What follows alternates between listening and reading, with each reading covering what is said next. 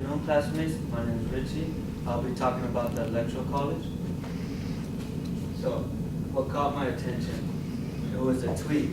I went onto the internet at the library researching the electoral college, and the first thing that I found was a tweet from our current president. And the tweet read, "If the election were based on total popular vote, I would have campaigned in New York, Florida, and California, and what even bigger and more easily." So, to understand this, I began doing my research. The first thing that I did was look up some articles.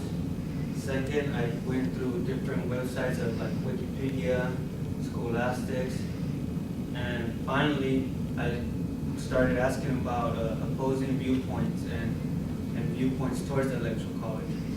So, the first thing that I'll talk about is how the electoral college works and what it is.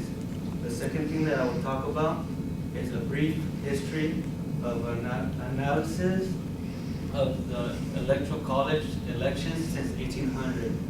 And for my final point, I will look at two opposing viewpoints. So first, the electoral college is made up of 538 electives.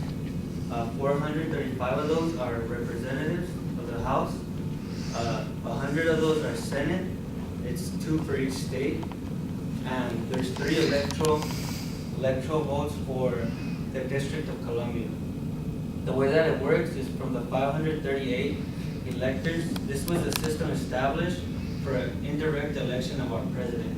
So every time that we have an election in November, in December is actually when the electoral college decides who will be nominated president. So what happens?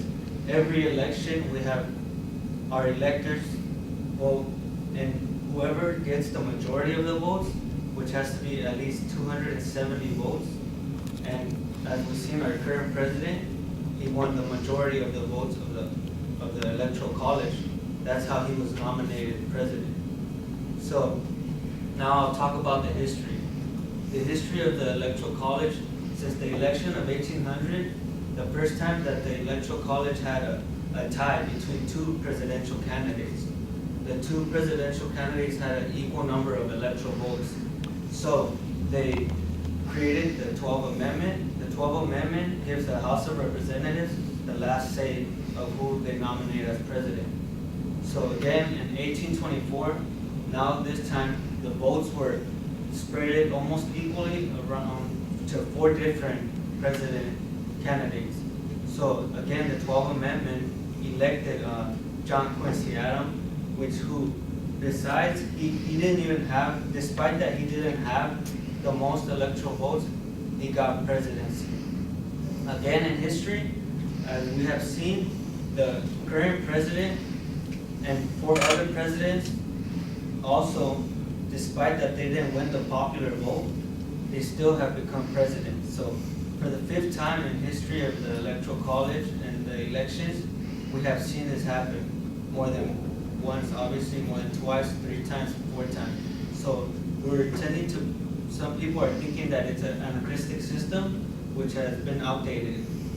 So my last point is, I'm going to look at the first viewpoint of our current president, but this was tweeted in November of 2012 for our, not the past election, but before that.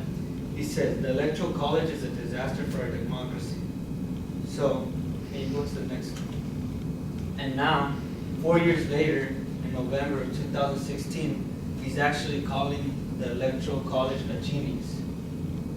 So, that to reinstate all my points that I've researched, first, I looked at what the electoral college is and how it works. And second, I've looked at the history of the electoral college. And now I've looked at 2 different viewpoints.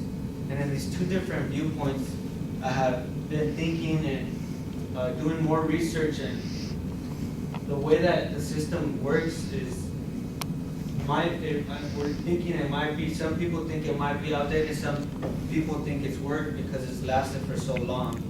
But that's what I leave you all with. So now that you guys are not unbeknown to the topic of the electoral college, and you guys don't have to feel like next time this conversation comes up of the electoral college, you don't have to feel or sound like a complete debacle. you can all know what to say or what to do, and hopefully you guys have learned something. Thank you.